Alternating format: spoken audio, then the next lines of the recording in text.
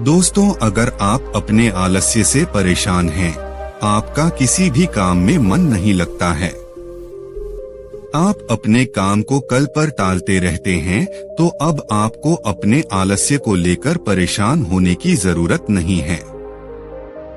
दोस्तों, आज हम आपके लिए जो कहानी लेकर आए हैं, इस कहानी के माध्यम से आप अपने आलस्य से बहुत जल्द छुटकारा पा सकते हैं। इसलिए इस कहानी को आराम से और शांति से पढ़ें। यह कहानी आपके लिए बहुत फायदेमंद होगी। तो चलिए शुरू करते हैं इस कहानी को।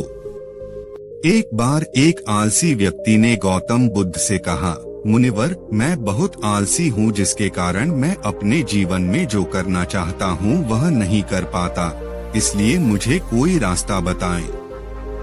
बुद्ध ने उस आदमी से पूछा, क्या तुम मानते हो कि तुम आलसी हो?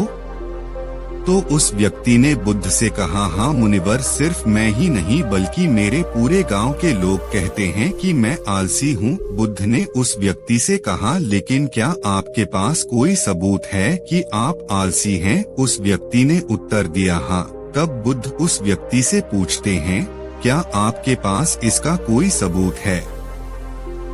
वह व्यक्ति कहता है, मुनिवर, मैं जानता हूँ कि व्यायाम मेरे स्वास्थ्य के लिए अच्छा है, लेकिन मैं व्यायाम भी नहीं कर पाता क्योंकि मेरा आलस्य मुझे सुबह जल्दी उठने नहीं देता।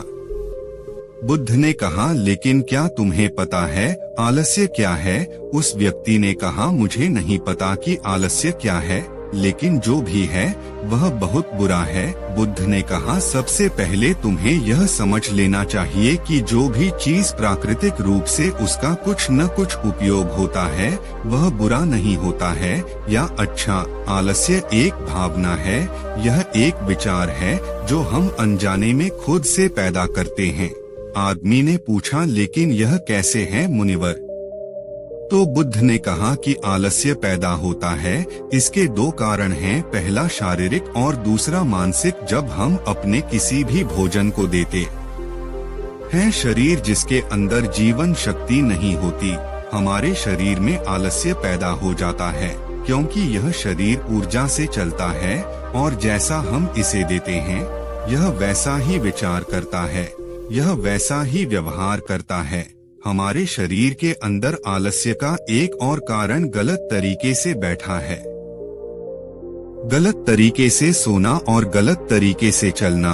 हम कभी इस बात पर ध्यान नहीं देते कि हमारा बैठना, लेटने और सोने की स्थिति सही है या नहीं। अगर हम बौद्ध भिक्षुओं को देखें तो पाएंगे कि वे कब बैठते हैं, उनकी रीढ़ की हड्डी बिल्कुल सीधी होती है। जब वे सोते हैं तो उनके शरीर के किसी भी हिस्से पर कोई दबाव नहीं पड़ता है, और जब वे चलते हैं तो उनके शरीर के किसी भी हिस्से पर कोई दबाव नहीं पड़ता है। उनके दो कदमों के बीच एक लय होती है। शारीरिक स्तर पर आलस्य का तीसरा कारण सुबह जल्दी न उठ पाना है। यह सुनकर व्यक्ति कहता है, हाँ मुनिवर, मैं सुबह जल्दी नहीं उठ पाता। यह सुनकर बुद्ध मुस्कुरा देते हैं और कहते हैं कि आप सुबह जल्दी उठ सकते हैं। जब आप रात को सोने का सही समय निर्धारित करते हैं तो हर व्यक्ति को अनुशासन का पालन करना पड़ता है, क्योंकि अनुशासन हमारे जीवन में संतुलन लाता है। ज्यादातर लोग अनुशासन को बुरा मानते हैं क्योंकि उन्हें अनुशासन का एहसास होता है, अनुशासन उन्हें बांधता है। जबकि सच तो यह है कि अनुशासन हमें बांधता नहीं है बल्कि मुक्त करता है। तब व्यक्ति बुद्ध से पूछता है, लेकिन हमें इसकी शुरुआत कहाँ से करनी चाहिए, जैसे ठीक से खाना, बैठना या लेटना, सुबह जल्दी चलना आदि। बुद्ध कहते हैं कि आप इस समय जो भी कर रहे हैं उसे अभी से शुरू करें। इसे ध्यान से करें। पहले आप मन के स्तर पर आलस्य को समझें, अन्यथा अधिकांश स्थितियों में मन ही है जो शरीर के कारण आलस्य पैदा करता है। क्योंकि मानसिक आलस्य का पहला कारण हमारी पुरानी गलत धारणाएं हैं। हमें लगता है कि हम ऐसा करने में सक्षम नहीं थे, पिछली बार भी ऐसा ही किया था, इस बार भी हम ऐसा नहीं कर पाएंगे।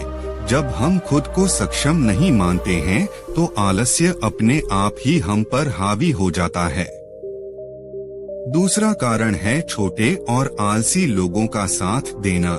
कभी कभी ऐसा होता है कि आलस्य हमारे अंदर नहीं होता है, लेकिन दूसरे लोगों की वजह से हमारे अंदर आ जाता है।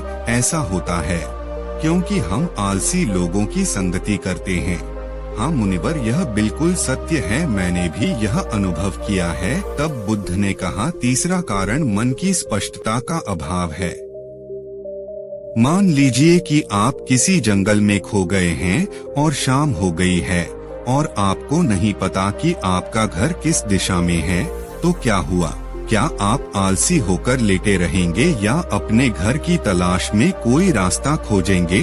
उस व्यक्ति ने कहा कि मैं बाहर जाऊंगा घर की तलाश में। तभी उसने कहा, अगर बहुत कोशिश करने के बाद भी तुम्हें घर का रास्ता न मिले तो तुम क्या करोगे?